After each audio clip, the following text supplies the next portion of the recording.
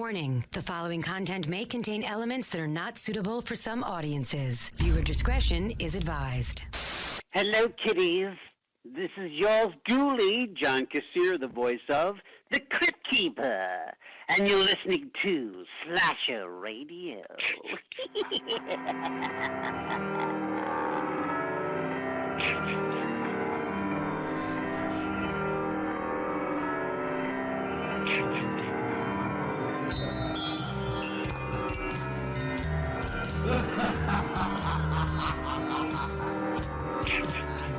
Welcome to Slasher Radio. I am not excited to be here this week, but my name is Bonez, and I'm here with Rob and Kat as always.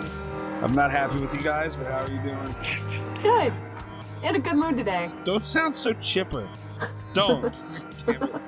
Rob, where are you? I'm right here. I'm never happy to be here. I know. Why? You guys are a burden. Robert, how dare you? You interrupted my movie. Oh yeah, because what we're talking about is so much better. I'm not happy about the topic of this week, but we are rolling up on Christmas time, which is kind of fun. Yeah. See, it's relevant. It is something. It is something. Kat, I ultimately blame you for what we're... I don't even want to say it. You know you want to. No, I don't want to. You do it. I can't even say it. I really can't. We're talking about Santa Jaws today, guys. I'm so happy. You guys ever have one of those moments in life where you just sit there and you go, how did I end up here? Well, let me tell you something, Mikey. I watched this movie twice within like a week and a half, and the second viewing was a lot better. So maybe you just need to watch it again. No. You are not getting me to watch this damn thing again. I was talking to my friends while I was watching this, and they said, because I had mentioned, I'm like, and I wasn't happy about it. I think my exact words were, oh God, I gotta watch this fucking movie still. And they were like, oh, what movie are you doing? I said, Santa Jaws. And they said, what? I said, yeah, it's literally what it sounds like. It's a shark with a fucking Santa hat. And they were like, are you serious? I'm like, yeah, that's what I have to do. Well, don't undersell it now. There's a lot of Christmas tie-in with the shark. Yeah. I mean, there's a lot of Christmas stuff going on. Yeah, there's a lot of shit going on, all right. I don't give a fuck! All right, so before we get to that, this is a bad episode for me. I'm just gonna like I should have called out today. I really should have. Goddamn. Oh, are we gonna talk about the Scream poll now? Might as well get it over with. Yeah. Didn't quite go the way I would hope that it had gone. It went predictably. So you posited the theory that Scream 4 is better than Scream 2. Yeah. Kat and I both told you that that's ridiculous. Yeah, you did. You insisted. You put up a poll on Twitter, which got 50 votes. Very low, by the way. Very disappointed in that. Anyway, I'm sorry. And Scream 2 won 78% to 22%. God damn it. How did that happen? So I hope you've learned your lesson. No. Because you know what? I still feel the same way. No. I still feel the exact same way. I even went as far as I promised you guys I would rewatch Scream 2, because there are parts of 2 and 3 that I mix up, and 2 was exactly what I had thought it, remembered it. And man, I still don't see it. So, I don't see it. I will promise, I don't know when I'm going to have time to get around to it. I'll promise to rewatch Scream 4. One of the things that makes me really adamant about this position is I don't remember, like, all of the things that I remember about Scream 4 were complaints that I had about Scream 4 when I watched it. Those are the things that I remember the best. Scream 2, I remember very vividly. Like, I enjoyed Scream 2, and it's hard for me to imagine, but I will rewatch Scream 4. That being said, there's no way that it's better than Scream 2. There's no way I'm remembering it that wrong. See, I also want to just to defend myself a little. I never said I didn't like Scream 2. I love Scream 2. It's a great movie. I even like Scream 3 a lot. be that. Stop it. Well, I'm Now, just saying. you've gone crazy. No, I'm just saying. I fully acknowledge it of being the weakest of the franchise, Scream 3. But my point is that I just like everything Ghostface. So it's like I'm in no way, shape, or form trying to belittle Scream 2. But man, after watching it, okay, remember how I had said, and you even agreed with it, Rob, where Dismay's argument against Scream 4 was, how is that nerd and that little girl doing all that work? Right? Yeah. Dude, Yeah. Aunt Jackie ain't fucking doing much more either. Dude, Aunt Jackie's a tough old broad. Yeah, but She could, let me put it, she could kick the shit out of both of those nerds by herself. True. This is true. But, I mean, granted, I'm sure the dude was doing Mickey or whatever the hell. He was probably doing more of the heavy lift. But my thing was, the Aunt Jackie thing, I understand. She, like, what's his name's mother, and like, I get all that. But she was such a weak character throughout. It wasn't like, I don't know, like, Mickey was practically no character at all throughout the movie. And it's like, I don't know, I just feel like the killer should have been a little more prominent. Like, the ending was a little bit of a letdown to me in that sense. Like, do you guys at least give me that at all? I mean, yeah, I agree with you, but I don't think that makes it a worse movie than Scream 4. My problem with Scream 4 isn't really, I don't think it's not a bad movie. It just doesn't, I've said this a million times now over the last few days, it doesn't feel like a Scream movie. There's something off about it. It just doesn't feel like a Scream movie. It feels like it's a remake of Scream or something. I think that's the thing, is that looking at Scream 4, at least, and again, I'll admit I haven't seen it in years. I've pledged to rewatch it. I do remember having that kind of feeling where it's like, I like this as a slasher movie, but it's not what I expected from a Scream sequel. Damn you both. I see, it didn't hit me over the head that it didn't feel like a Scream movie at all. In fact, I think they did a pretty good job of making it feel like a Scream movie, but moving it forward, to... it's escaping me when the hell that movie came out, but, I think... Because, another thing that I think Scream 4 was brilliant in, they pretty much gave you, in the beginning, they had listed, like, all this shit about, oh, well, what's wrong with these new... I had it written down and I can't fucking find it. But they were pretty much telling you what's wrong with horror movies nowadays. And it's like, well, this is, you see everything coming, this, and that, and then they immediately hit you with, that stab scene. And it's like, wow, well, okay, I didn't see that coming. So they pointed out what was wrong, and that with horror movies at that time, and it was kind of a weird time for horror movies too at that. And then not only did they point out what was wrong, but they gave you everything that they pretty much promised with that. So I don't know. I just like so much about it. Plus, it didn't have a fucking musical scene, which was nice, like Scream 2. No, she was in the theater department. What are you going to do? They had a full-blown musical. Yeah, you got to have a thing. They got to rehearse, mate. No, you can't just get up there without rehearsing. No, I'm talking about in the lunchroom, in the cafeteria. Oh, yeah. That was kind of funny. That was like a Top Gun thing. Yeah. You're both going to defend that. You're both on record. Really? Fine. I'll go on record. Damn, both of you. No problem with it. But I will say this, It was romantic, Mikey. So you hate romance. It was corny. Okay, it was corny. That's what romance is. It's corny. He's not wrong. I do think, though, I see Kat's problem with Scream 4. There was a line in it where they took a shot at Saw 4. Yeah, that's it. That's the whole thing. That's it. That's it. So Kat really, truly, deep down loves Scream 4, I believe. And that line right there is the only reason she don't. That's what I'm sticking to. That's a good theory. Yeah. But, yeah, Scream 2, it was a nice rewatch, though. It really was. I'll give it that. Like, man, that recording studio scene, like, it did have a few scenes that were crazy. Yeah. Yeah. Yeah, that was nuts. It was. But, I work at a radio station, so it hits home. Yeah.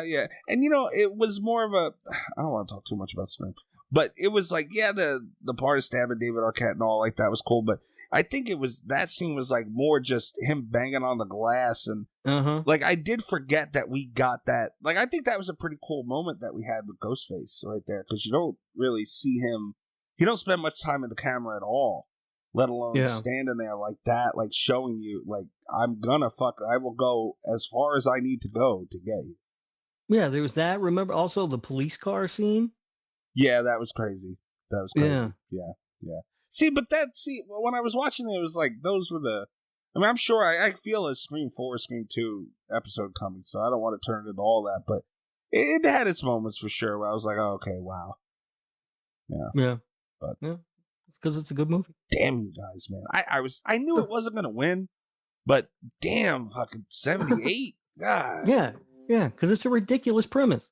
I don't know. I think honestly, if I sat down, however many of those, I'm not doing the math right now, those people voted for Scream 2, I'm sure I could change at least like 5% if I sat and watched it with them. I really, truly believe that.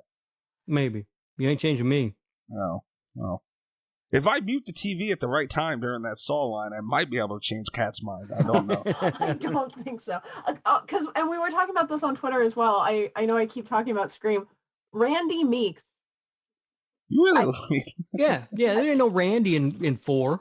Yeah, like what? You get two nerds that aren't even half as cool as him. Argument winner right there. I can't believe I didn't even think about it. But then, like, when I saw it on Twitter, it was like, that's it. Like, and I don't remember the dude's name, but Scream 4 can never do better than that. Gail's cameraman, he's hilarious. All right. I'm gonna stop it there because I mean, look, I love Jamie Kennedy, Malibu's Most Wanted. Like, I'm into all that. I love that shit. I could kind of. I don't think he's a game changer in the decision, but I'm not going to the cameraman. Damn it, Rob. No, I'm not gonna let you do that. All right. Damn. All right. Anyway, are you guys ready to move into the news? Because I'm actually kind of excited to talk about a couple things here. Yeah. How about we start this show? Yeah. Right. Jesus Christ. It's time to hump the news with Rob Humphrey. He's not a genius. All right. First, go to 12nightsofhorror.com, promotehorror.com, horrormoviestuff.com. Go check all of them out. Great sources for horror. Rob, I know you follow the horror website. You follow pretty much everything related to the genre, but like I do know that you're heavy on the the websites and all this stuff. Again, I do feel that it's nice to have something that's not like bloody disgusting. They're great and all, but it's like it's nice to have a nice little low key spot to work. Yeah, I hit up a lot of the websites because I gotta do something when I'm at work. When I actually get work done. No. Yeah, and it is. There's something about the smaller sites that is nice. I mean, Bloody Disgusting is great and everything. Not slacking on them, but there is something nice about going to a smaller site. Yeah, change your pace. Kind of like slasherradio.com.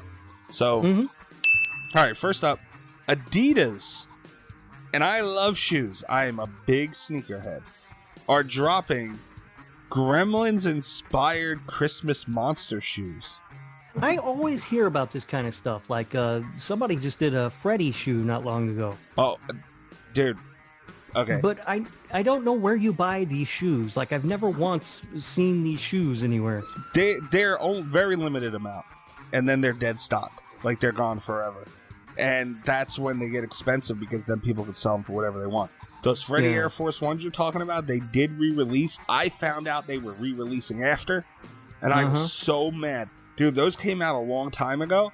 I shit you not. I once bid $1,000 on eBay for them.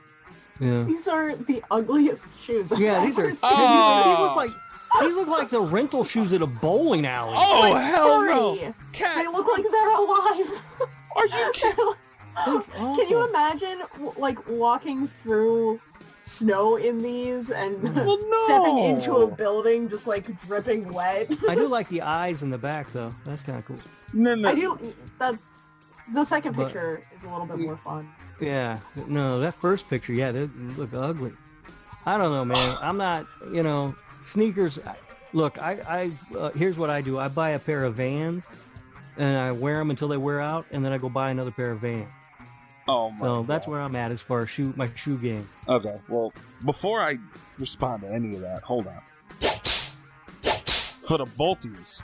Because you just You got one this week, Kat. Yeah. I'm fucking mad right now. Okay, Kat, you do not walk. If it's going to snow, rain, or be too hot out, you don't wear these shoes. I'm staying I'm in Ohio right now. I don't know when it's going to do any of those things. I have no warning. I mean, these are shoes you're not going to wear often at all. Like, these are, if I'm not going to wear them, why would I spend that much money on them? You know why? I mean, I'm probably going to try and buy these, but I have not been buying sneakers anywhere near the way I used to. These I might buy. Because you know why you get those and you spend so much money on them? Because if you walk into, like, any type of horror con or even just over, like, if your friends are having a movie night or a Halloween party or something, and you walk in, they're like, are those Gremlin shoes? Holy shit. That's why. That right there. They're fuzzy in the front. No? Yeah, they're fuzzy. That is a true statement. They are fuzzy. They're fuzzy in the front, Rob. That's what I've always If they were wanted. slippers, I'd get it. A pair of fuzzy at home shoes. is where I want my shoes to be fuzzy. But Oh, I'll wear these. I will wear Where these. are you gonna find them? What, you gotta go line up at Walmart for them or what? No, I'm assuming you can go. I did look a little bit. These drop on the 19th. So, I don't know if it's going to be midnight. I'm definitely looking into more of this. I can promise you. I will have details by next episode. Well, don't give your secrets away. Oh, yeah, it's true. These fucks. Oh, wait, no. Yeah. Oh, they won't hear this day after the 19th anyway. Hopefully, I have these shoes. Right. Well, you gotta let me know, though. I mean, I'm not gonna buy these shoes. No. I'm not letting you know shit. You know what I'm going to do? I'm going to say, oh, how do you get these shoes? Oh, well, Rob, you can find out on next episode if I fucking got them. Bastard. But you gotta tell me on the next episode then. Fair. But there's By the way, it doesn't, I mean, it's not gonna hurt you to tell me because I'm not buying those ugly ass shoes. What's the principle, But, damn it?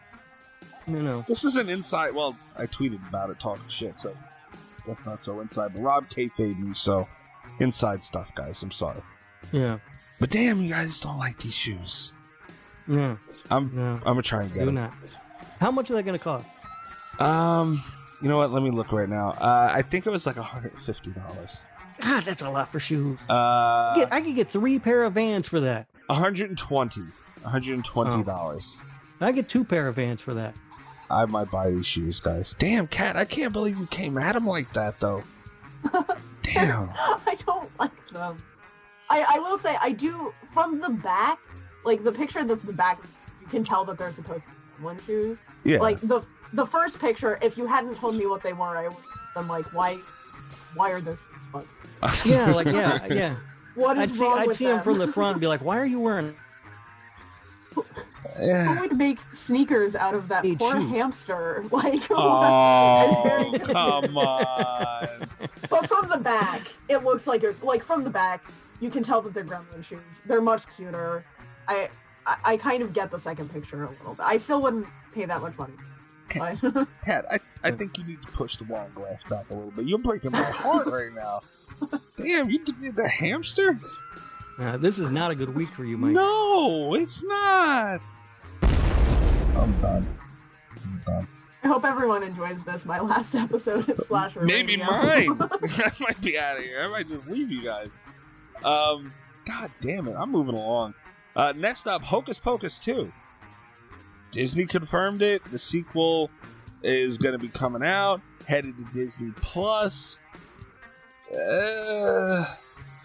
I got no love for Hocus Pocus. I mean, nothing for it.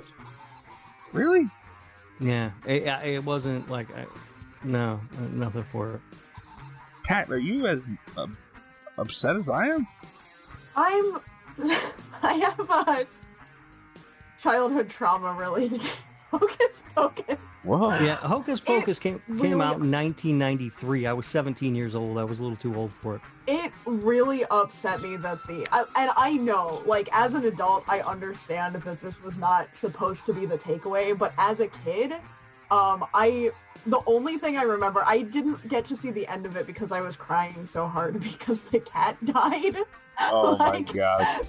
That was, and then no one could get me to watch it again until after I was an adult. And at that point, the nostalgia part of my brain was all wrapped up in the being devastated and heartbroken by a film part. Damn. I mean, I'm big on getting mad when animals die in movies. Very big on it. I didn't go that far. Okay. I was young. I was Right. I was a very little kid when I watched Hocus Pocus.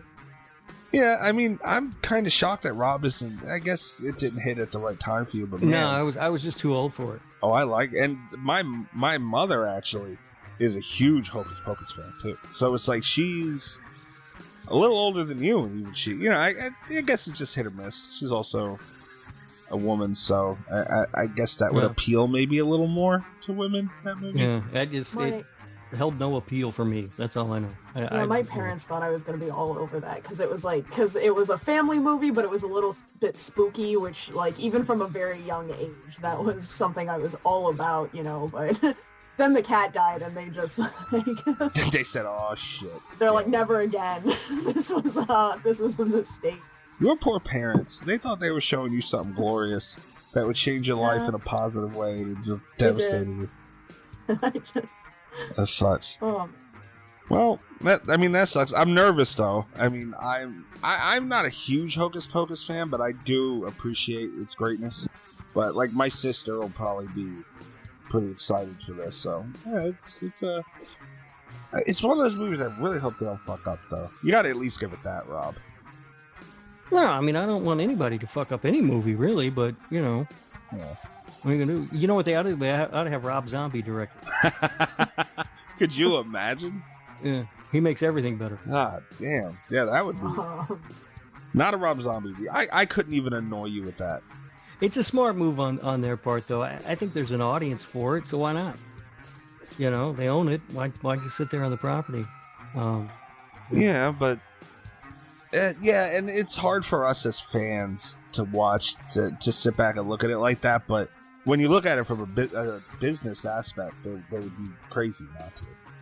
Yeah, it makes sense, and, it's Disney. What are you going to do? Yeah, nobody's stopping them. They're taking over the world. All right, now we're switching into video games a little bit, and we've kind of had this conversation before, but there's a couple of skins heading to Fortnite, and one of them is going to be Halo. I guess the Master Chief. I never really played Halo, but I didn't either. Also, Walking Dead characters are going to be skins on Fortnite. Huh? You can play as Michonne and Daryl on Fortnite. Interesting. So it's a weird choice for that. I think. I was just going to ask, what's the overlap between Walking Dead fans and Fortnite fans? Well, I mean, there probably is a little bit. I mean, young teenage boys will play Fortnite and probably, watch The Walking Dead. Believe it or not, there's a lot of people my age that play Fortnite and older. Believe it or not, it does exist. I mean, I'm not one of them. I'm able to understand it more and more. I don't agree with it. You can never catch me dead on Fortnite, but I can see it.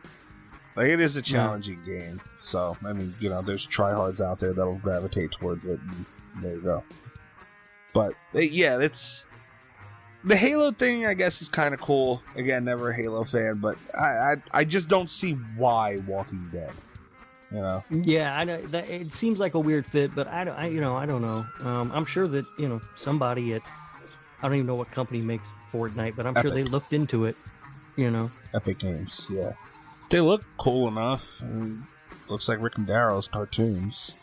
Yeah. So. It's cool. I mean, whatever gets horror out there, I'm all for that. Right. All right. Now, something that I am excited about, but kind of bummed about. Apparently, I don't know, the Game Awards or something happened yesterday or the day before. Oh, yeah. Did it? oh, Kat, what's that? Oh, boy. I've been hearing a lot of complaints about Game Awards. Really? This last week. I work with a bunch of, and if anyone from work hears this, know that I say this lovingly, but I work with a bunch of nerds.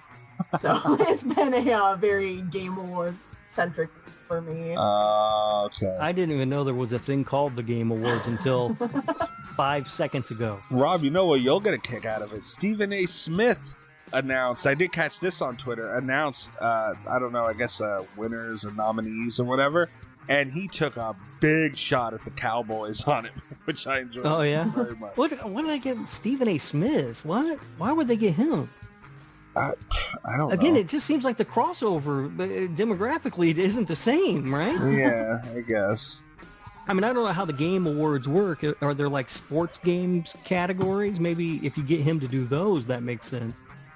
Yeah, I could definitely see that. Yeah, maybe that's what they did. What the hell? I don't know. I literally just found out about this award show. Hold on, I'm actually going to see if I can play that. Oh, go ahead, Kat, while I'm doing it. Oh, I was just gonna say, I don't know if they actually, they do have like a best sports and racing game. I think those are the two they combine. There is a category for that. Yeah. Sure. I know. All I know is that a lot of people at work were either very happy or very angry that Last of Us Part 2 won everything. Oh, did they? It just like just like swept the awards. Everyone was like, I heard about it a lot. That's kind of fucked up. Yeah. Completely unhorror related, but Rob, you'll probably get a kick out of this. I just want you to hear this real quick. And now, to announce the winner of Best Esports Athlete, here's the host of ESPN's First Take and the new ESPN Plus show, Stephen A's World, Stephen A. Smith. I know what y'all are thinking. Did they just bring Stephen A. Smith to the Game Awards in an effort to legitimize esports as something equal to athletic sports? Nah, that's not the point.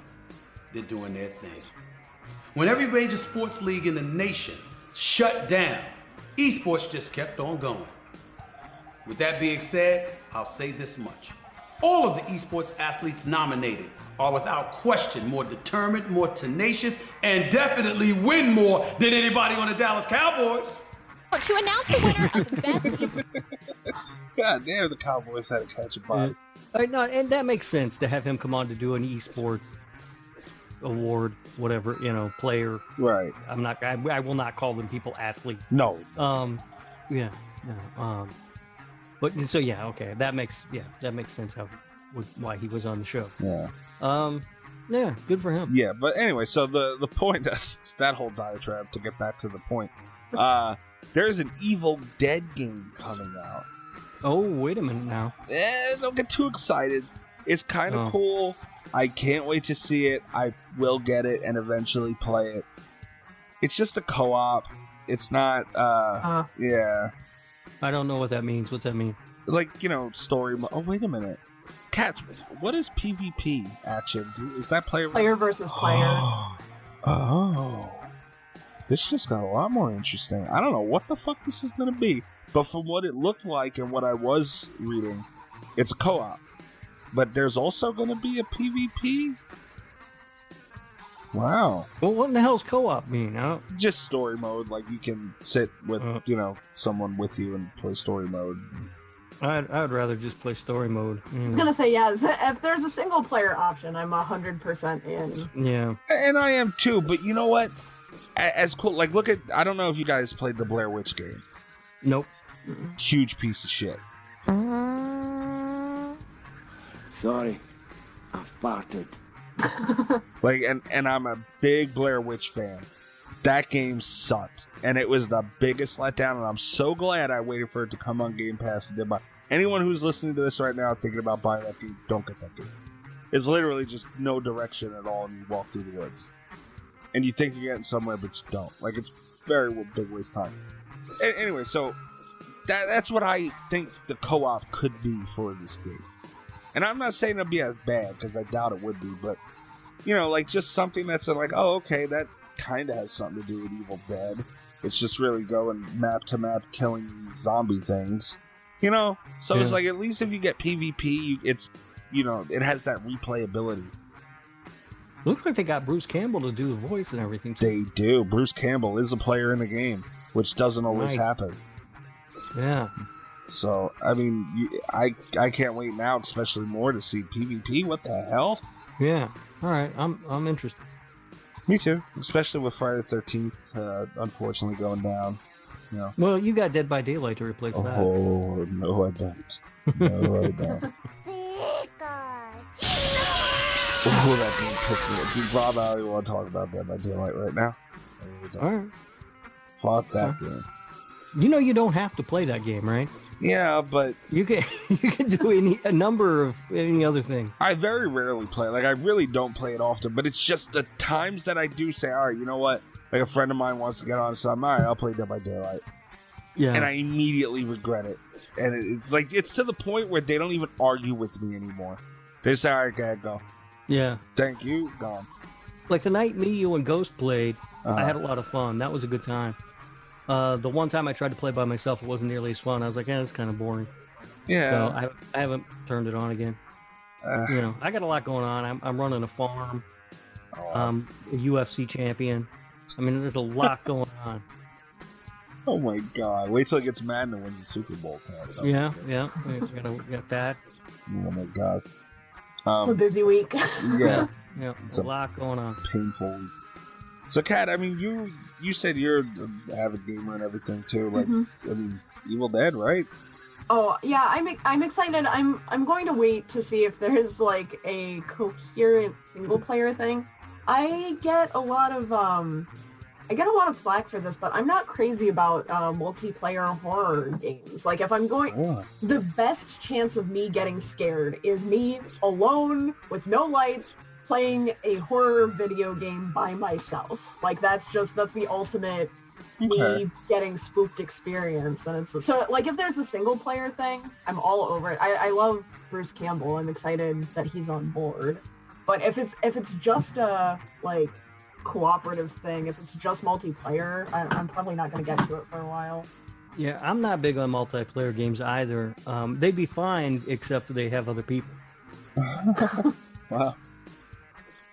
I mean, I enjoy them a lot because, like I said, plus I don't know what it is, but it's more fun for me to play with other people. Like, if not, I'll probably just get bored and never end up playing it. But like I said, the replayability where I could sit with a group of people and be like, oh shit, you want to play Evil Dead?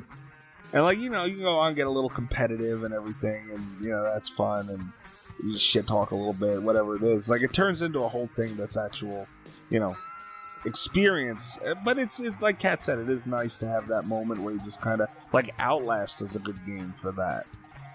Just sitting there and doing your thing. Either way, it looks like it has something for everybody, so that's kind of cool. Yeah, I was really hoping there'd be some sort of single-player story mode in Friday the 13th. Disappointed that there wasn't. Yeah, they kind of said screw that, huh? Yeah. And then you couldn't even, like, when you played single-player, you couldn't even play as one of the counselors.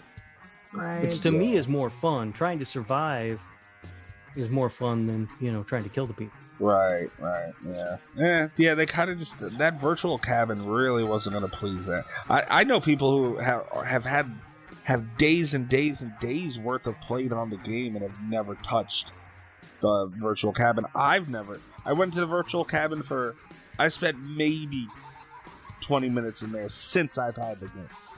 Yeah. You know, we're talking years. And so, yeah, you guys are on that spectrum of it, which is cool. I do enjoy that myself too, just kind of sitting there with it. But definitely replay and fun work. I like that online mode.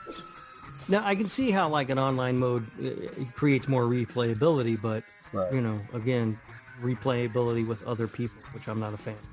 The one thing is if they have, because some horror games will do this, where the trophies will be like references to the thing. That's the one thing that 100% on board, because I would love to have some Evil Dead trophies in my PSN account. That would be excellent. Yeah, that's true too. Yeah, they call it that. I never really cared about trophies or achievements or anything.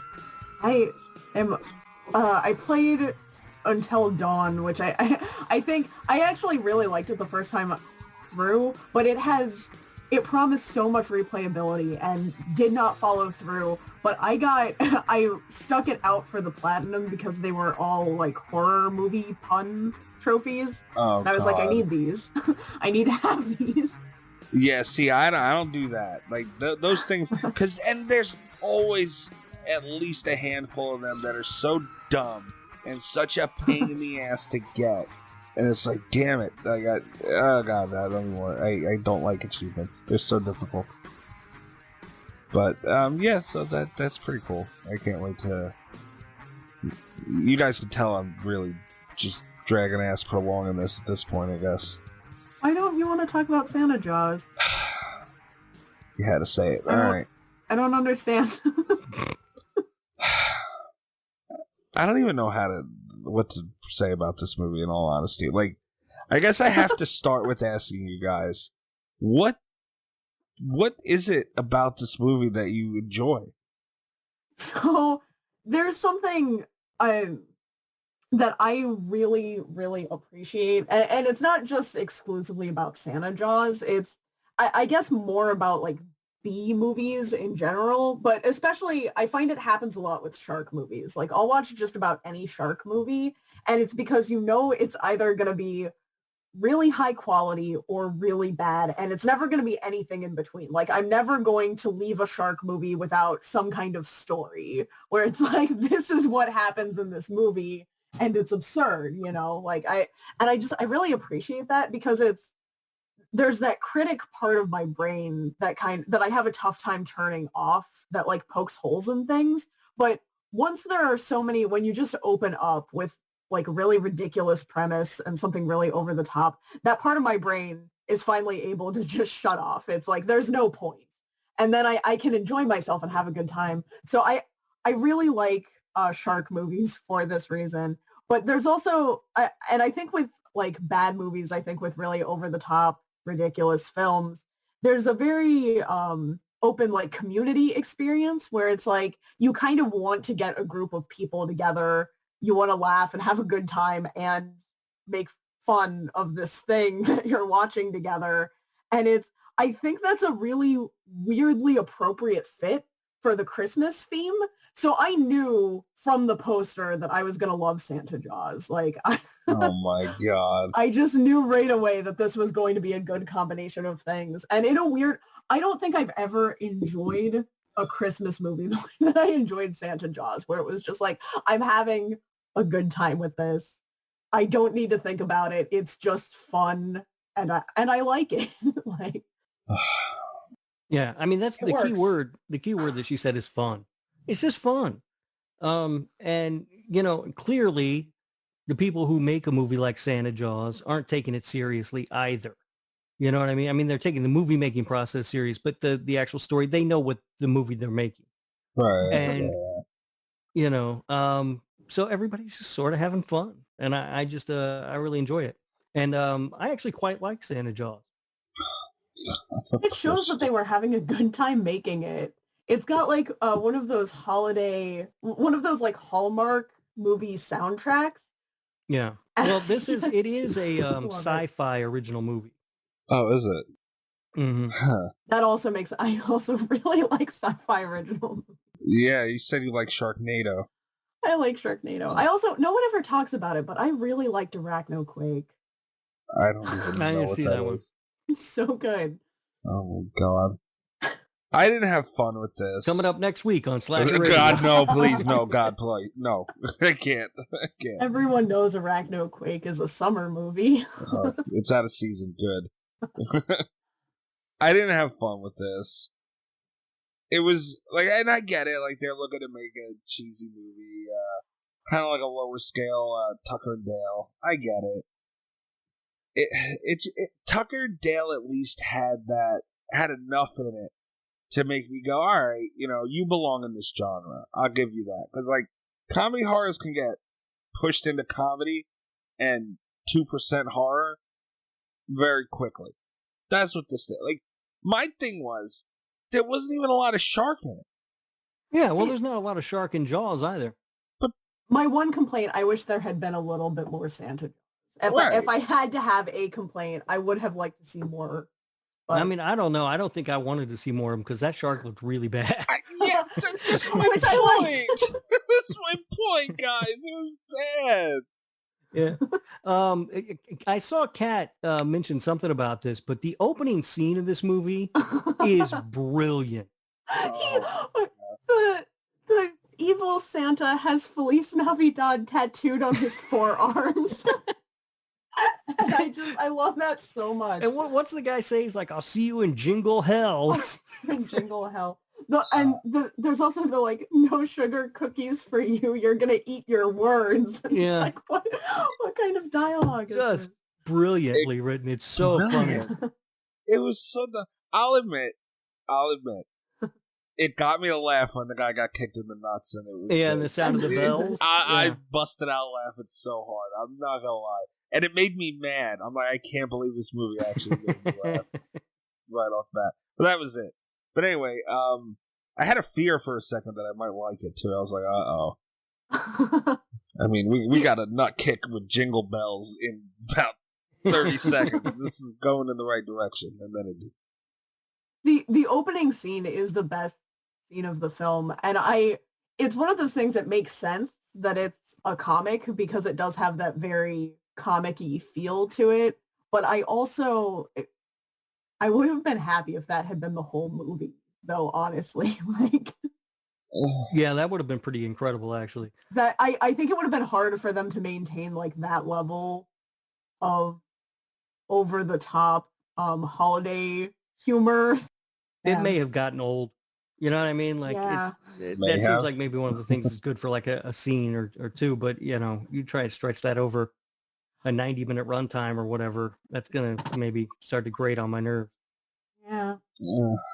I wish there had been at least a little more of it. So funny. I just want to go back to the fact that I think there should have been more Santa Jaws in it, if you're going to do that. But Rob, to go back to what you said, yeah, there wasn't a lot of Jaws in Jaws, or there's not supposed to be. You know, like that's more of that's a threatening creature. You know? Yeah, Santa Jaws is threatening, dude. I'm talking. You see him jumping out of the water, grabbing people? I'm talking something realistic that you would actually be afraid of. You're not afraid of a white, green, and red toothed shark with fucking Christmas lights wrapped around him and a Santa hat popping out of the water. You are when he's got a horn on his head. Oh. Santa Jaws is a she. Well, yeah, true. That's true. Yeah, when she's got that candy cane horn on her head, you better look out.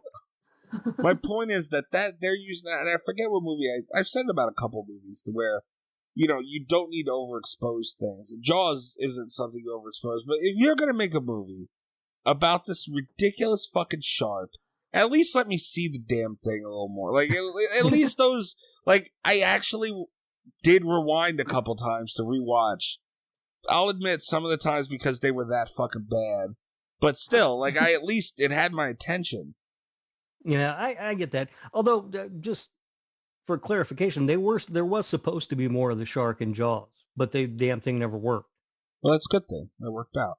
Yeah. That's. I mean, they had to work around it. There were some people involved in the production. Like I think the studio was very mad because they wanted more of the shark, and Spielberg was like, "It works better this way anyway." It does. But yeah, initially there was going to be quite a bit more of Bruce. To be known. But yeah, the damn thing never worked. So yeah, and you know, like I said, it's just that's my thing with that, where I'm glad Jaws didn't have more, and it's like it's more of a you're not overexposing something that's scary. This is that $50 budget for the CGI is used up already, and you couldn't do anymore. I don't know, man. I don't know how the problem with this premise is you're saying Santa Jaws isn't scary. Rob, I'm not about to have this discussion with you. That's what you're saying, and it's a shark. Rob, whether it has a Santa hat on its fin or not, it's still a shark. And it can only be killed with Christmas weapons. Cat, do not defend that, please. Rob, look, you enjoy busting my balls. I'm not about to have an is Santa Jaws scary discussion with you. We are grown men, Rob. All right, you're in your 40s, I'm in my 30s, dude. We don't need to have that conversation right now. No, but you know, okay. I'll give it one more thing. I'll say one more thing positive about it. That's it. I'll give it this. It stuck to the shtick pretty well, and I've said this about Leprechaun. It's like, well, how do you kill a leprechaun for? Leave Clover. Why wouldn't you? You know, like, if you're going to go that balls out with something that ridiculous, you need to pull your balls all the way out. You know, like, you need to go to the end with that shtick. And they did that. You know, the candy corn things or whatever, not candy corn, the candy canes. Yeah. Yeah, and... yeah. I don't know. Well, like, when you're talking about a movie like Santa Jaws, there's two different ways you have to look at it, right? As a movie, overall, it's not good, right? It's just terrible. But as this B movie, ridiculous thing that you know is going to be a ridiculous B movie going into it, it's actually, it's a pretty good one. That's the thing is, like, the movie's bad, but the experience is good. You have a good experience watching Santa Jaws. I mean, if you Mikey sit down didn't. and start a movie called Santa Jaws and think you're watching Citizen Kane, you know, the problem's not with the movie. I get that, but like I said, at least, okay, if it was a movie full balls out about, you know, the shark and everything with more shark, I could have maybe given it that. But they had way too much story in this thing because, see, when you start doing that, and I know they didn't mean to make a serious movie, I get it, but when you start putting so much story into something, and it's mostly like you're trying to focus on acting, and no offense, like, I know these people work hard at their craft, but I don't need to see that acting. I need to see people getting eaten by this shitty looking shark. One of my notes, the acting was much better than I thought it would be. I wrote that down at some point. I actually did think that, like, the kid, the lead, I thought he was pretty good. I think, considering, because there were a few times where I was kind of appalled by the acting, but then I realized it's not really, it's not a problem with the acting. It was definitely a problem with the script, because all of my complaints for the kid were that he wasn't, like, were that I didn't think he was reacting appropriately to things, but it really was a script problem. Like, he sees his grandfather die and then he's like having an evil conspiracy time, like munching on snacks from the stocking. And my first thing was like, that's a really weird attitude for him to be in. But like, when you look at the script, it's like, well, that makes, if he was upset about the grandfather, it wouldn't have been nearly as fun to watch the rest of the thing. Yeah, there were some obvious script problems with it. The biggest thing that stood out to me about the script was the dialogue was awful. There were so many really bad lines of dialogue in this movie, and I think that makes the actors look bad. Mm-hmm. Yeah, you know, they've got to say that, and there's no good way to say it because it's so stupid. Yeah, all right, yeah, it definitely could be. I mean, I understand nobody's saying that anyone should be winning awards for this thing, but right. But my point is, like, you don't want it as in the viewer's face for as long. You know, like, maybe it wouldn't have felt as annoying to me if I didn't have to look at it throughout, you know, the better part of an hour and a half. Yeah, I don't know. I'm a little surprised actually that you didn't have fun with this movie. You would think, right? Yeah, I mean, I really did enjoy it. And I when I said I watched it twice and I enjoyed it more the second time, that was actually true. I did enjoy it more the second time through. I liked some of the story stuff that they did though, like with the family. They didn't always go with the sort of stereotypical tropes for those characters. Like when the uncle shows up at the beginning, he's got the young girlfriend and he's clearly, you know, he's got money and he's successful. That character in every movie, big budget, low budget, no budget, whatever, that character is always a complete jerk off. And this guy wasn't. Yeah, he was a pretty cool uncle.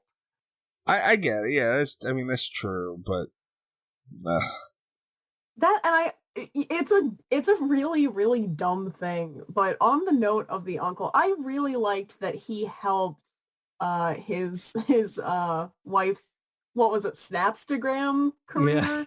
Yeah. Like, he was helping her take pictures and getting invested, and like, she pointed out that I think one of like the most genuine human relationship moments in the movie, she points out that he's gotten better at it, you know, where he's like improving, and it, you know, there were a couple moments where the dialogue for just a minute was better. Right, but an example of terrible dialogue along those same lines is when she meets the family, she tells the grandfather that she's a model or whatever on Snapstagram or whatever they call it. And he's like, Snapstaham? Never heard of it. Never. How is that actor supposed to deliver that line and not seem like he's a terrible actor? I think he did the best, like, maybe not the best, but like best percentage wise, like being believable with a bunch of really bad lines.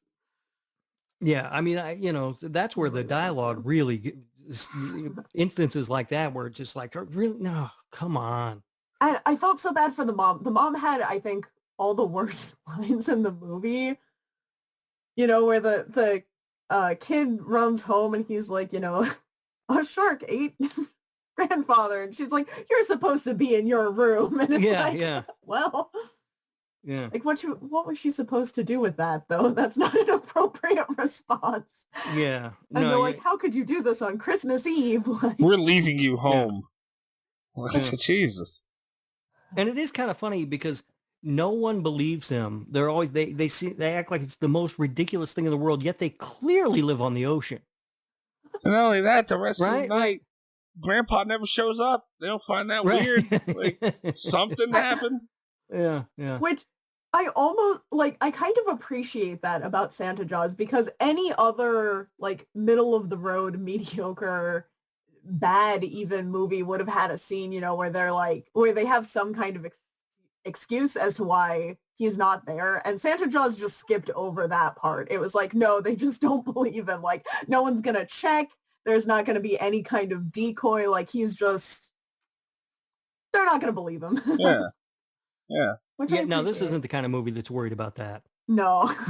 I don't know. See, like, it's hard for me to overlook stuff like that. The uncle's, I don't know, wife, girlfriend, whatever, the Snapstagram model. Everyone else in this movie is wearing like sweatshirts and sweaters and coats, and she's walking around in a bikini, getting in the water. I'm like, what is going on there? That was wild to me. Yeah. Oh, it drove me nuts. The whole movie. I'm like, what? Put on some clothes. What are you doing? Yeah. Dude, I'm not going to defend any of that shit. This is not defendable. This is Santa Claus. Don't look at me for any type of help with that. See, and I get what it was. Again, I truly, truly do. I want to get that point. I fully understand. But it was just so much more ridiculous than even that. Oh, there's a lot of ridiculous in this movie, but I embrace the ridiculous. But like, don't you get to a certain point? I mean, the whole movie, or the whole problem comes about because the kid got a magical pin.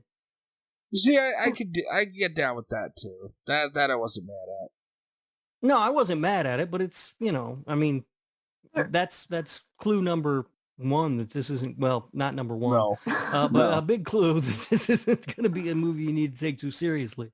And something that I really liked about Santa Jaws is that a lot of these really just bad movies are so predictable, and Santa Jaws had so many easy plot mechanics that they just didn't take. And I think the magic pen is a really good example of that, because there were so many convenient ways at any point in the movie to just be like, oh, well, we're going to do this. And I think even, when he's toward the end, when he's drawing his family of superpowers, it's like he could have literally made them all superheroes to fight Santa Claus. And that's not what happened. And there were so many points like that. And then when there was a moment, where he drops the pen in the comic book store, and you think, oh, okay, so he's going to realize it's the pen, and then they're going to have to go back for it in a critical moment. And it kind of happened, but in such a different way than anticipated, that it was it genuinely was kind of surprising the way that they used certain overdone plot mechanics. I love that whole thing with the pin when they went back to get it. The owner of the comic store is like, no, you didn't leave anything here. And he's got stacks of money and this hot chick with him in his cool car. And then one of my favorite dumb plot devices also is that the kid's crush just happens to speak German. Oh yeah, she spoke German. Just where you're like, you're not really going to find out because you almost think, there's going to be like some kind of clue or card or something where like the German is going to get translated. Maybe the grandfather spoke German, but no, just the crush like conveniently is like, oh yeah, I can read this. It's like, yes. Man, that annoyed the hell out of me the whole movie. I was like, and from the beginning too, I'm like, oh, it's Penn. So what's he gonna draw to defeat Santa Claus? And then it just kept going and going. And I'm like, okay, so you could have just drew Superman, and this could all been fixed. But no, we got to go through all this with candy canes and all this bullshit, and Christmas balls in the water, fucking up, pollution and everything. I love that when he took the pen and drew and removed the teeth from the shark. And then the shark knocked over the Christmas bulbs and bit down on them. So he now has Christmas bulb teeth. I was so in. I was like, this is amazing. I hate you so much. I loved it. I was like, this is great. I did not see that coming at all. They recover the pen and then they go to the drawing board and they rig up a bunch of like intricate traps to shoot turkeys at Santa Claus. What was the turkeys for though? They were Christmas turkeys. My god! I was thinking that was what it was. What the fuck? Really? They couldn't think she was firing fucking anything else. They went through the actual work to like build the catapults to shoot these things, and I just oh my goodness. There's a lot to like in this movie, Mikey. I don't think you gave it a fair shake. I'm honestly, I'm sitting here in absolute I can't tell if you're fucking with me or not. I'm gonna be completely honest. I really can't tell. I really on that B movie scale, not as a movie, like a real movie, but on that B sci-fi movie scale, really enjoyed this. So on the B movie scale, yes, I really liked it, but also on a list. So here's the thing about me is that I don't like Christmas movies. There are like one or two exceptions ever. I don't like Christmas films. And this is how I imagine like normal, well-adjusted adults feel when they watch a Christmas movie. Like the first time I feel like I've had that experience is with Santa Jaws. What the fuck is wrong? This says so much about you. It's just the both of you. Oh man, what is wrong with the both of you, man? It made me happy. What didn't you like, Mike? Dude, like I'm telling you, it was. I don't understand how you get so excited over the teeth thing. I really don't. I thought that was amazing. I stood up out of my chair. I was so excited. See, and it was so inconsistent too. Like at times the shark looked, I'm going to use the word decent. It never looked good or anything even related to good or even decent for that matter. But for the standards of this movie, the CGI for the shark looked decent at times. And then it was like god awful. There were a couple of shots in there where it looked like it was practical. So I don't know if they mixed it or not. I doubt it. I mean, I tried to find that information, but as you can imagine, there's not a whole lot of info about Santa Jaws out there. But there were a couple of shots in there where I thought, that's a practical effect shark. But then there were others where like, no, that's clearly CGI. And bad CGI. And bad CGI. Yeah. But again, if I'm going in to watch Santa Jaws, I don't expect good CGI. But when you show me flashes of it looking, and I'm again use the word decent, don't show me some of that shit afterwards. Like no, like what the hell? It went from like a 2018 low-level CGI to like a 90s cartoon. It was so weird. And, if you're going to put that kind of... Because, the lights around them look cool, and, I'd give it that. But don't you think you should show that a little more? Well, I didn't have a problem with the amount of time the shark was on screen. The one thing that I will like about the shark not being on screen a lot is that every single death in Santa Jaws was very, very fast, which the first time it was like, whoa, that was it, and you're kind of surprised. And then the second time you're like, again. And then you keep waiting for that moment where the kills are going to get over the top and gratuitous. And it surprised me a little more every death how quickly it was done. Yeah, they were quick, but I mean, they got a little over the top. I mean, there's the one where the guy's legs get severed and the guy's walking on like his stumps. Dude, hold on a second. That's another thing that pissed me off about this movie. I'm sorry. You got to give me something better than some dude walking on his knees. You got to, man. You got to. No. I'm not asking for much. I thought it was hilarious. At least hide it more. Dude, it looked like a parody of a movie at that point. Like, they didn't even make the pants fit right. Like, they were swinging and you could see the fucking knees. I'm like, what the hell? But somehow that made it better, I think. No, it didn't make it better. What the hell is wrong with you? No. And then, so they had that one. And then there was, eventually Santa Jaws ended up with a candy cane horn and he stuck that guy with it. So that was pretty cool. And I think going back to the turkeys and why they used the turkeys to kill him instead of trying to use the pin, every time they tried to use the pin to kill him, it seemed to backfire. It did backfire. But they gave up so fast. So fast. The kid did think it through, though, too, because his brother was like, why don't you just cut him in half? And he's like, because I might create a second one. Oh, my God, yeah. I mean, their answer was right there in that pen the whole fucking time. They just chose not to do anything about it, so I don't feel bad for them at all, actually. Yeah. You're a tough guy to please. Dude, and keep in mind, too, guys, this is coming from a fucking Leprechaun fan. All right? This is coming from a Leprechaun fan. That's all I'm going to say. There's no way that this movie should piss me off that much. There's just no way. There's no way. But it does. You hate Santa Jaws. Last week, I give you Zodiac, which is a cinematic masterpiece. You don't like that either. There's no winning with you. I gave that like a 7 point something on a Portnoy. Yeah, not high enough. Oh, Jesus Christ. All right. What's your Portnoy for this one then, tough guy? What is it? 10 out of 10. Oh, Kat doesn't like me. Portnoy for Santa Jaws is 3.8.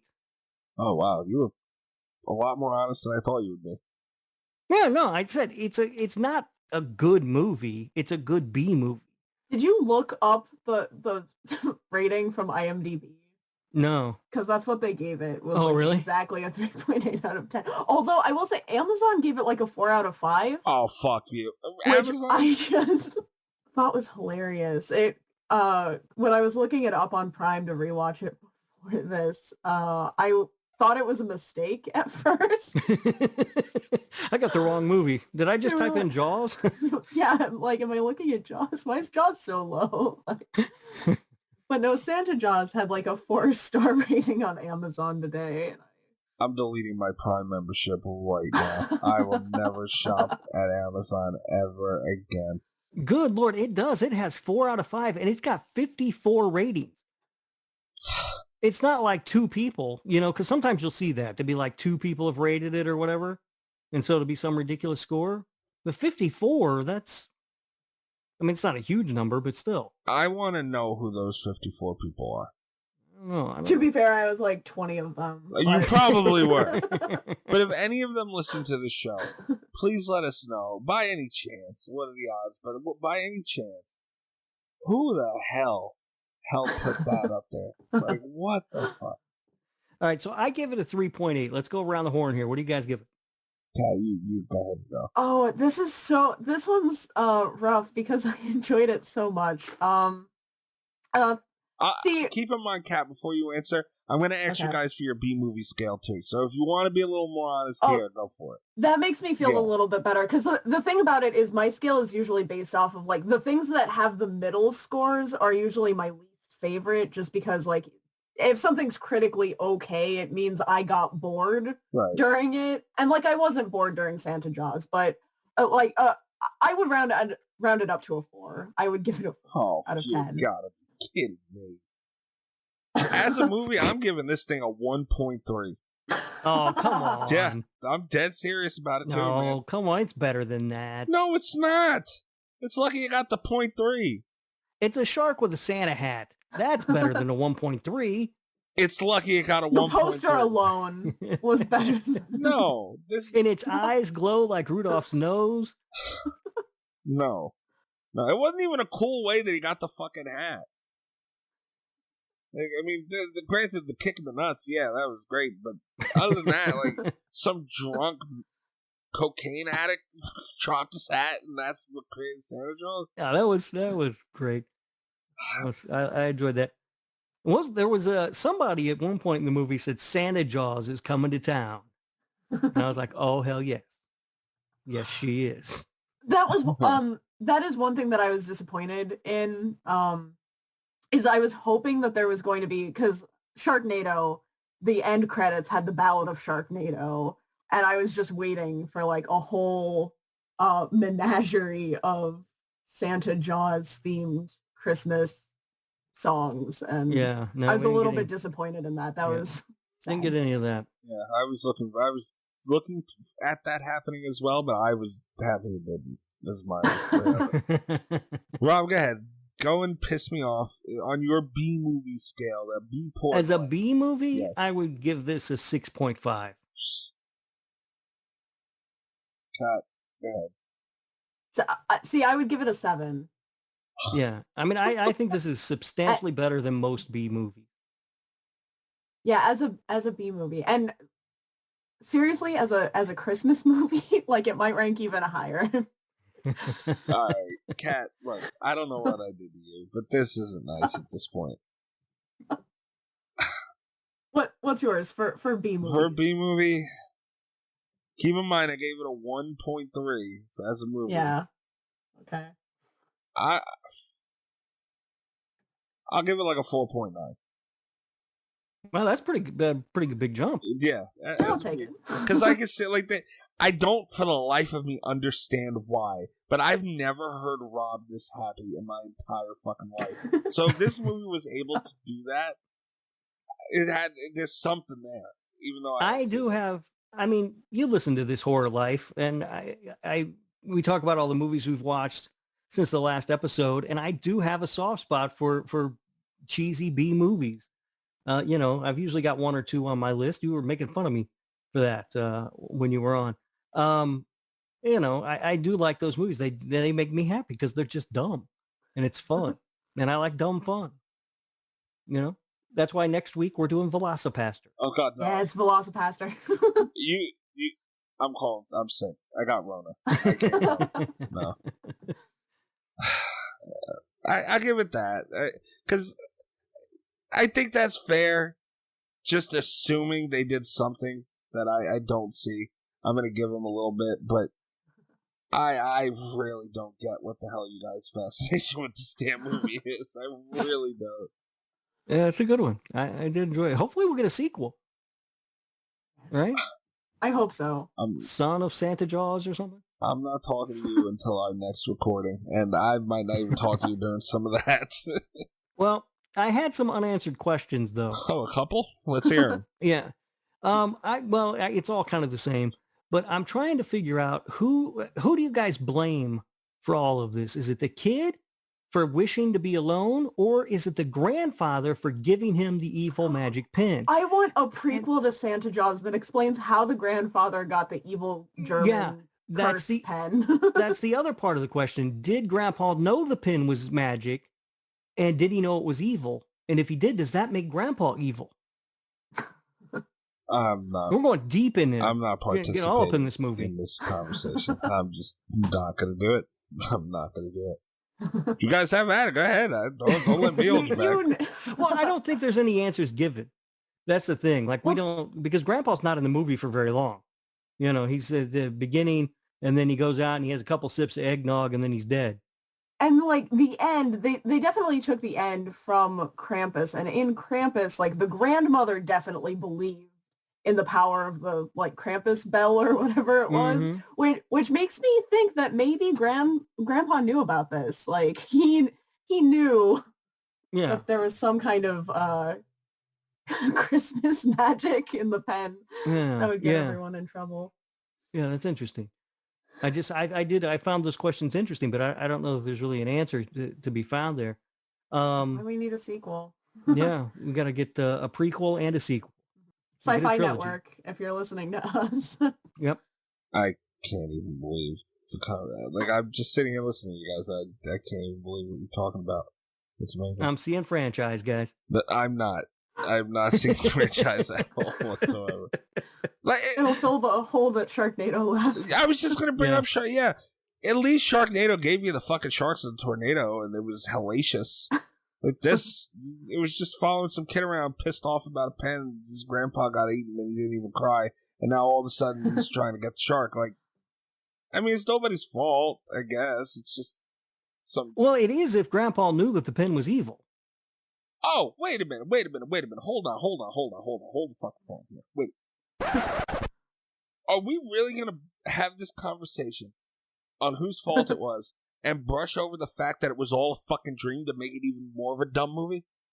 I don't think it was a dream. It wasn't. No, it was real. What do you mean? You have to No, yeah, it was real. He brought his family back to life with the pen. No, it was a dream. Yeah, because he says to his mom, after everybody's dead, it's just him and his mom, right? They're the last two left. He says to her, I can bring them back with the pen. And she takes the pen from him and she throws it. And then somehow, I don't remember exactly how, but she dies. And You don't remember then it's just how. him. No, how does she get killed? She went to get the pen, and then the shark comes up, and that was terrible. I feel bad for that woman having to lay on a dock and make those motions. Like, that must have been such an awkward filming process for something that dumb. Don't feel bad for her. She got paid all that big actor money. Oh, yeah. Oh, I'm sure she made a ton of money with this one, yeah. No, but then she's dead and he has the pen. So clearly he just used the pen to bring his family back to life. See, what I also would be very interested in is like a Pet Cemetery style repercussion sequel. Good God. Where there are consequences to bringing his family back via the pen, especially if it was also Christmas themed. Yeah. They also turn out to have ornament teeth. Oh shit! Now we're on to something. Now you're This talking. would be good. I was a big fan of the ornament teeth. I'm not gonna lie. That I was excited about that. Sign up, Sci-Fi Network. I'm willing to write this movie. You'll just like... I feel like you guys talked before the show and just are really trying to piss me off. I don't think that it was that at all. I think it was a dream. Because if it didn't happen, they just woke up and nobody talked about the giant fucking Santa shark. They don't remember it. He drew a new family. It's So they're doppelgangers now? Yeah, they're basically doppelgangers. This is going to lead into the movie Us.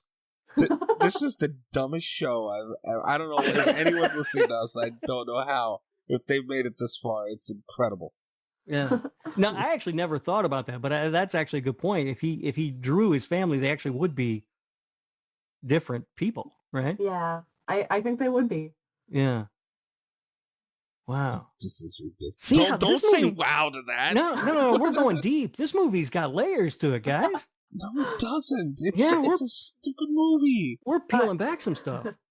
Anyone that would like this to become a full-time Santa Jaws podcast, please write in the comments down below.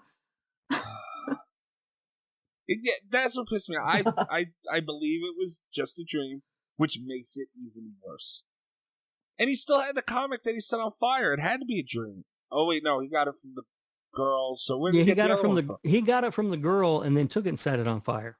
But where did he get the one from that he did set on fire in the dream, or whatever it was? He didn't do that in the before. Didn't he? No.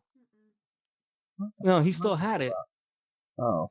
But then I'm thinking. I don't know what I'm thinking of. Yeah, he went and got it from her, and then he went and lit it on fire. Okay. I thought he lit it on fire twice. My bad. But it still makes no damn sense. It was a damn dream. I don't see any problems. I think the logic is airtight. All right, that was just to irritate you. Okay, I was going to say, you really don't want me talking to you anymore or something. One final thing. No, this is, I think we're going to not be mad about this one. Okay. Fingers crossed, I hope. One thing that I did really appreciate appreciate about Santa Jaws, and this is like all kind of B-movie nonsense aside, I really liked the art. Like, I'm always a fan of movies that can kind of incorporate a comic book style into the movie effectively, and whether or not tonally it made any sense in Santa Jaws, there was good art. And I appreciated that. And you're talking about like the comic book pages? itself? Yeah, that did I'll look give good. it that. Yeah, Like stylistically, it was very good, and I wanted to like mention that in this episode because I really noticed it. Even my first time watching Santa Jaws, I was like, I like this. Yeah, that it did look good. I'll give it that. That art was phenomenal. It was absolutely. I noticed that too. I was like, damn. That's really, really, really good. It's almost like you would think they took it from something super professional, but like I would imagine if somebody just drew it, part of the cast and everything. Like, never know. They have very good work though. Yeah, I'll give it that. That's all you're getting out of me. I'll take it. That's it. Is there anything else to talk? Are we done? I don't have anything else. I think we can be done. Yeah. Cannot believe. Rob, I'm pretty sure it was you who gave me shit once when we did Batman Begins or whichever one we did around Christmas time. And this is what we got. No, I never said anything about Batman Returns. Maybe it was Greg. Yeah, it wasn't me. It wasn't me. It was Greg. I like that movie. Chris or somebody. Okay. Well, yeah, no, it wasn't. That wasn't me because I like that movie. I haven't seen it in a long time, but I remember liking it. Yeah, Penguin. It's been years. I did have another Christmas movie that I was going to pitch, but I'm so glad that you guys got on board for Santa Jaws instead. Begrudgingly. Very much. Not me. I was on board. I'm here. Kat, this is like when Rob had to watch all the Saw movies, but 50 times worse for me. No, there's no way it was worse. That was 8 movies. This felt like 100 movies. I check the time so often in this, I'm not gonna lie. That's why you need to watch it a second time. The second time it goes by real fast, and everything kind of clicks together for you. Just watch it 7 more times, and then... Yeah. I'd rather rip my dick off and throw it in a river than watch this movie 7 more times. Let alone 1 more time. 7 more, God almighty, no. Yeah, I mean, look, it's not, is it Zodiac? No, it's not. But it's, for a B movie, it's good. Well, we got a Zodiac kick in. All we need is of course. Whatever the hell his name is. Which, by the way, I got another Tom Atkins picture today, Kat. So. Oh, no. I thought you guys would get a kick out of that one, and no, you guys just give me shit about it. I didn't say a word. I didn't even acknowledge you doing that. Yeah, I thought it was kind of funny. So somebody photoshopped Tom Atkins, so it looks like he's getting a medal from Donald Trump. So ridiculous. It was really funny, and I sent it, and they no-sold it. Oh, yeah, I didn't even acknowledge it. Mm-hmm. Ghost said it's assault at this point. Yeah, I don't know. You guys need to calm down. Just embrace Tom Atkins. I'm good. Fan. Talented actor, handsome fella. Oh, yeah. Anyway, I'm not talking to you anymore. So, we can, I guess, announce next week we'll be joined by Larry Zerner, and we're going to be talking a little bit of his acting career and the Friday the 13th lawsuit. Yeah, Larry is he's an IP attorney. So it actually happens to be his specialty. And I mean, it's incredible. He's in the perfect field for this situation and was in the movie. Yeah. Now, granted, not a huge role, but I think one of the more memorable. Yeah, I think people will remember Shelley. Yeah. Now, there has been a backlash recently on Shelley. Really? Yeah. A lot of people don't like that character. I see a lot of people come out on the internet. Sort of like, what's the guy in the wheelchair in Texas Chainsaw Massacre? Oh, yeah. What is his name? I don't remember. I can't pull it for some reason, but people don't like him either. Big backlash online against that guy. Shelley's starting to get some of that same heat for some reason. No reason at all. People just don't like Shelley. No, I mean, there's just like, he's whiny and he's, manipulative. This generation has the nerve to talk about whiny? All right. Go on there. Yeah. Kids and your problems. I don't know. Kids and your Fortnite. Goddamn son of a bitch. Yep. That's it. It's kids, they started listening to that rock and roll. Oh, God. It became a problem. No, now it's mumble rap. That's the issue with today's Catch me outside. How about that? youth. But yeah, so that'll be fun. It'll be cool to get somebody who knows what the hell they're talking about with this stuff, and he's been pretty vocal. Larry has on Twitter and everything you were telling me, Rob, and yeah, he's anytime there's any sort of movement in the case at all, you can follow him on Twitter, and you can guarantee he'll be talking about it and letting you know what's going on. He does a good job of explaining it in simple terms, right? Right. And the best part about it all is he don't have a dog in the fight. Yeah. And we mentioned last week how I don't know if that made air. I think it did. Oh no, maybe it didn't. I don't remember. But Steve Miner was or no, it's not Steve Miner. Victor Miller was going to come on, who's obviously behind the Friday lawsuits, and he couldn't talk about it. Yeah. So instead of compromising our platform, like obviously everyone's gonna be like, well, what the hell, you didn't ask him? So we didn't have him on. And obviously, I don't blame him. He can't talk about it, but no, I mean, yeah, that's pretty standard, right? When somebody's involved in a lawsuit, yeah. But even if we got a conversation with him out of it, if we even did, it would have been super basic. He'd have got no answers whatsoever, except that he can't talk about it. Yeah, that's all he would have said. We would have asked him, and he would have said, "I can't talk about it." Right. But Larry can say whatever the hell he wants about it, which is nice. Yeah, I'm looking forward to it. It's Shelley. I mean, come on.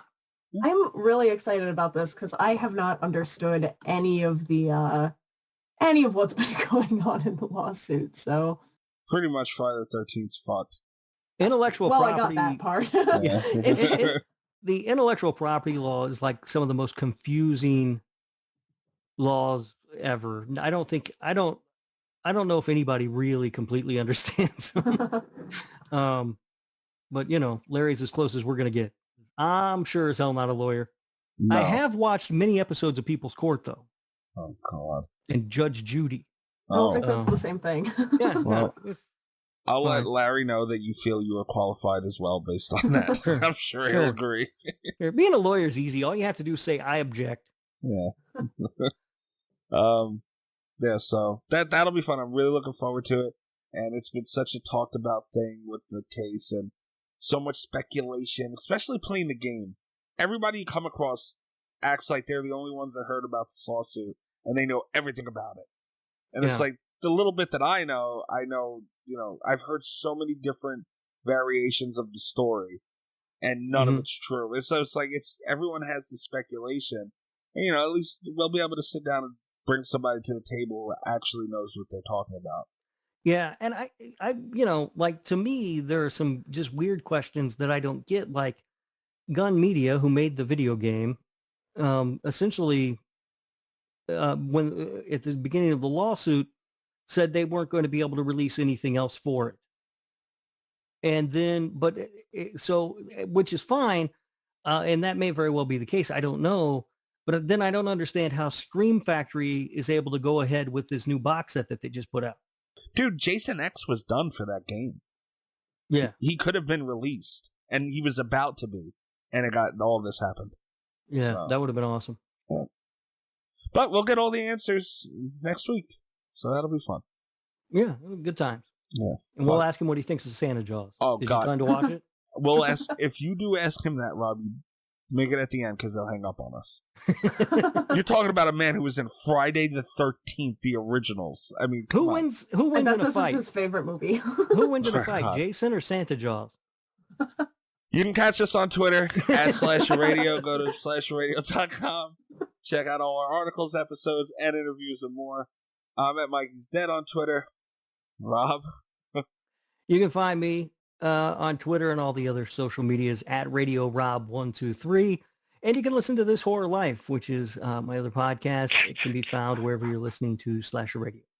And be sure to contact the co-host of This Horror Life at, what's her algebra Twitter handle, dude? It's at ghost with a 0_J. Yes, message her, DM her, add her, and tell her how sorry she is that she has to also put up with Rob. I mean, me and Kat is bad enough, but Kat's been teaming with him. I don't even feel bad. Kat, where are they catching you? On Twitter at cat_velour, VOLEUR, capital C, capital V. That's right. That's so wrong.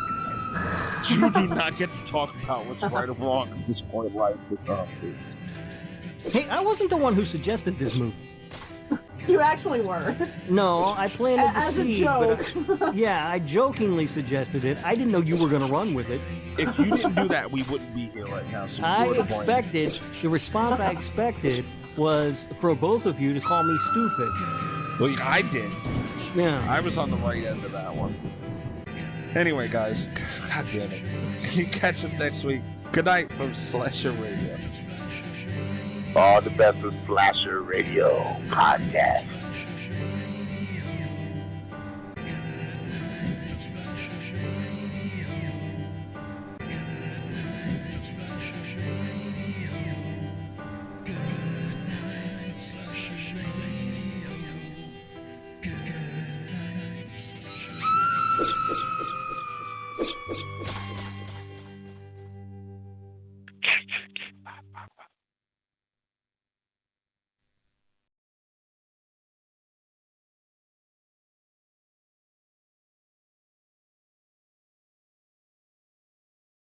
Good night from Slasher Radio.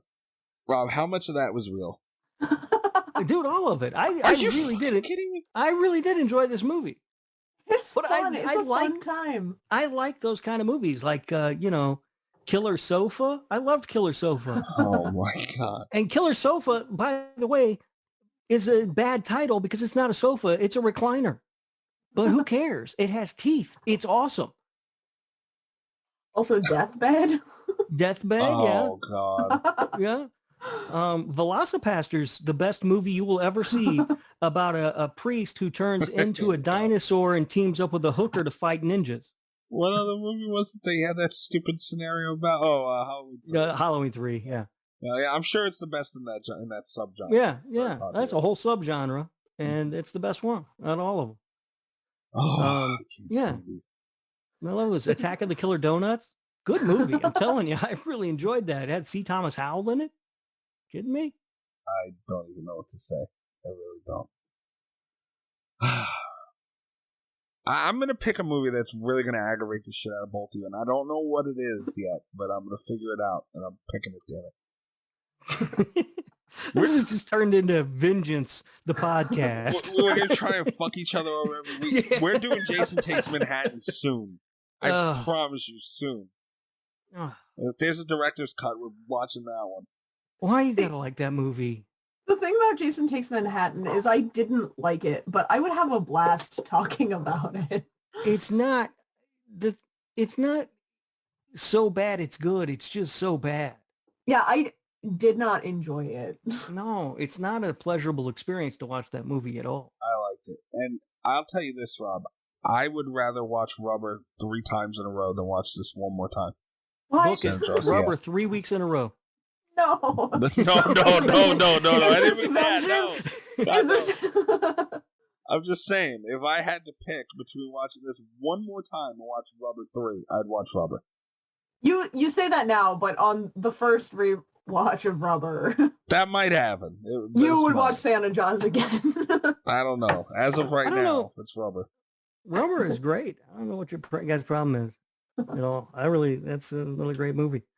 I feel like he's such a troll. I really do. A lot of layers to it. That's the thing about Rubber. You gotta look beneath the surface, and I don't know if you guys are doing that. I feel like one day, about 50 years from now, Rob is going to be on his deathbed, and I'm going to be standing over him with tears in my eyes and holding his hand, and he's going to wave to me to come closer.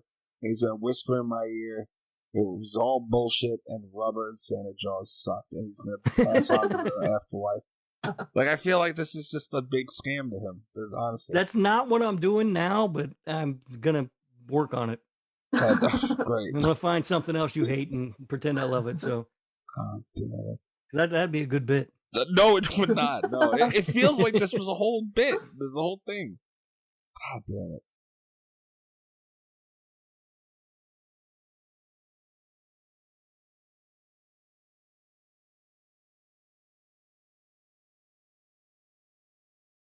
The first movie was this weird French movie that was awful. I didn't like it. Called Dial Code Santa Claus or something stupid. Yeah, and then the second one was Christmas Evil, which I've seen before, but it was many, many years ago, and I was actually quite enjoying it. And then Mikey had to break it up. Poor you. Yeah. I think I saved you from yourself. I finish it later. I'm scrolling back through now. One of my friends, former friends, because we were having like a huge fight based off of the conversation, but I wanted to read something to you guys. I was telling a friend about the big Scream 2, Scream 4 debacle, and he had the worst take that I've ever read, like one of the worst horror movie opinions ever. Okay. Was it that Scream 4 is better than Scream 2? It's worse, actually, if you can. Okay. So I have a feeling Scream 3 is in the mix. No, actually. Worse. Just keep getting your hopes higher and higher. So yeah, it is as follows. I mean, I wasn't all that impressed with Scream itself, so I haven't bothered with any of the sequels. I enjoyed I Know What You Did Last Summer, but not enough to invest in its sequels either. Oh. And then when I told him that was absolutely terrible, he wrote back, it wasn't, Scream just wasn't the experience that Saw was. Saw was a cerebral experience, but Scream was just cute. Cute? What? Whoa, okay. And then the next thing that I wrote was like, do you mind if I quote you on this? Because it'll unite the slasher radio team against a common enemy. Yeah, I mean, that's bad. Yeah. That's real bad. I thought you guys would just appreciate. You know, I don't agree with it by any means, but the Saw thing, all right, if that's your taste, you're like gonna psychological like horror. Right. I can see that, but the I Know What You Did Last Summer just it physically pained me. Are you kidding me? Scream was cute and it was okay, but I Know You Did Last Summer was good? What the fuck? I know. That was and the fact that he called Scream cute. And then when we, I won't read through the whole text chain, but we were fighting about it for a little bit. And his whole thing was that, like, at least I Know What You Did Last Summer tried to do something original. And I was like, in comparison to Scream, like, what is your problem? What did Scream do to you? Not to mention, I Know You Did Last Summer is a bargain bin Scream movie. Who hurt you as a child that this is where you've landed on these two franchises? Rob, can you believe this? Yeah, I mean, it's a ridiculous take. Everybody knows that the best movie from that time period was Valentine. Oh my god, it was. Oh my god. It had like the little Valentine's Day cards that rhymed in a terrible way. And David Boreanaz. So many bad Scream rip-off movies came out around that time. But what the fuck did it do original, though? Like, you've never seen a Fisherman before. It was based off of, like, my least favorite book of all time, also. Like, it wasn't even an original screenplay. It was I don't understand this person. I was Kat, so mad. I respect your friends, but I don't. You might need to, I said I don't. You might need to get better ones. What I know. the hell? What is original about? Are they like a real horror fan or casual? They're not a huge horror fan. And to their credit, they're like very, very casual. He's just like a normie anyway. God damn, though. How you did Last Summer? And the thing that kills me about it is because, like, we watch movies together sometimes, but it's because we both like foreign films. So there's like this little area that overlaps where it's like foreign horror films, and it's okay. But usually he does like the really pretentious like stuff, and then the fact that it was I Know What You Did Last Summer was his opinion on a better horror movie. I was like, who are you? Like, what? Right. What kind of things do you watch when I'm not around? Like I said, I get like if Saw is your taste, you're gonna like that more. You know, the gore, like it's just gonna be that way. So at least I could understand that. I don't understand that. There's no. If you think Saw is better than Scream, you need to be examined. I agree, but you know what I mean. Like if they like the gore and all that, they're gonna gravitate to that. So at least I could see where it's coming from. I know you did like. But if you like teen slasher movies, like what? I don't understand that. I mean, it wasn't a bad movie, but that killer was terrible. I'm going to go on record right now. I watched these movies not that long ago. I watched, I think there's 3 of them. I watched all 3. And the first one is not good. You remember it as being good. You may have even thought it was good when it came out. But if you go back and rewatch it, you will see that is not a good movie. The second one is better. Really? Only way that I Know What You Did Last Summer is considered a good movie. The only way is if you have just read the book and then you're like, what a fantastic fucking movie. Like The third one is complete garbage. Just absolute, utter, just nonsense.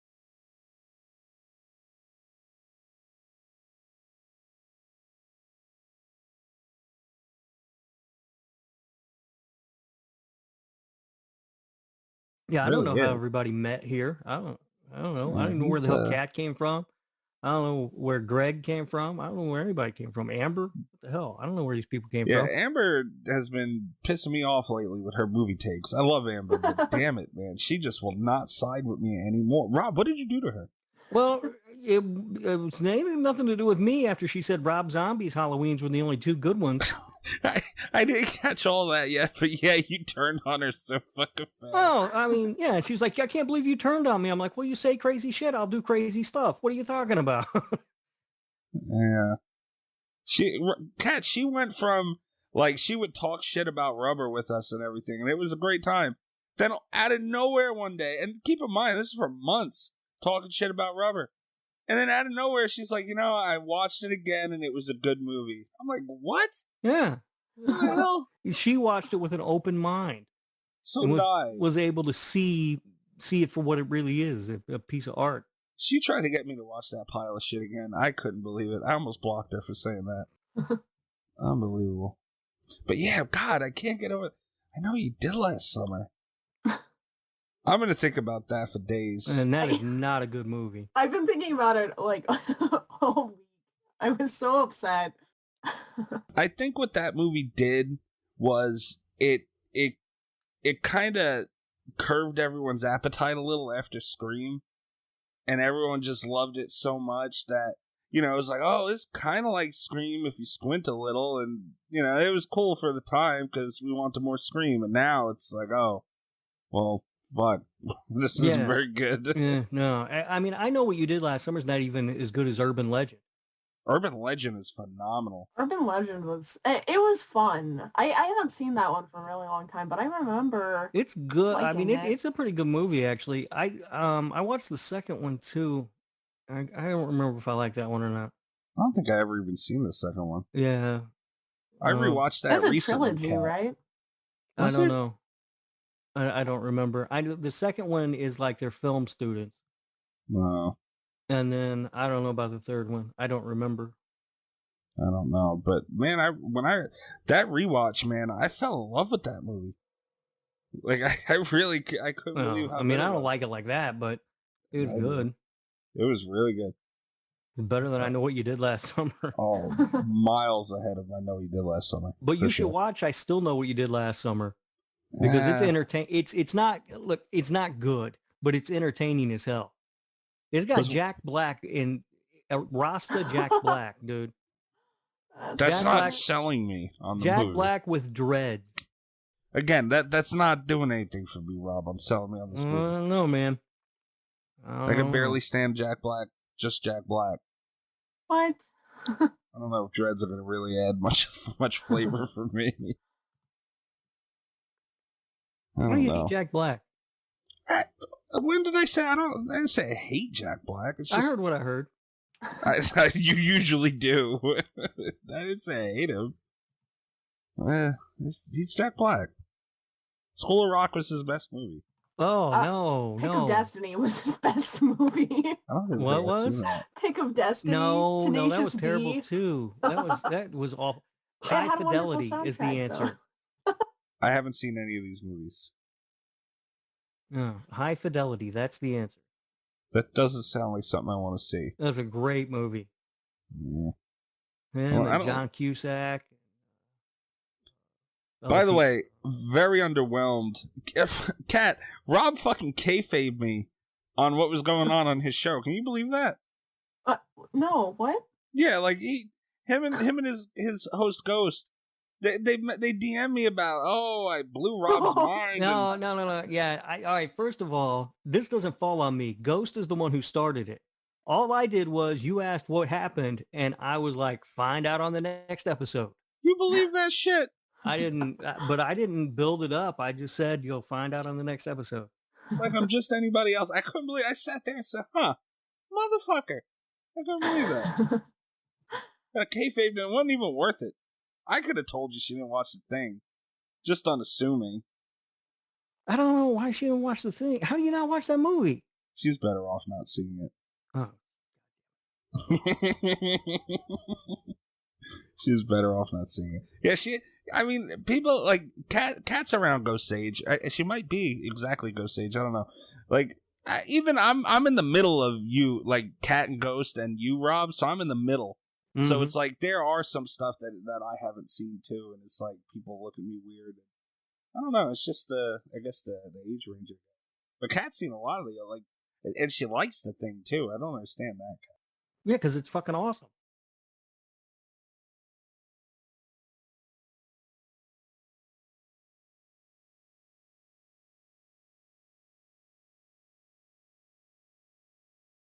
Yeah. Throughout most of the movie, the dialogue is terrible. Now,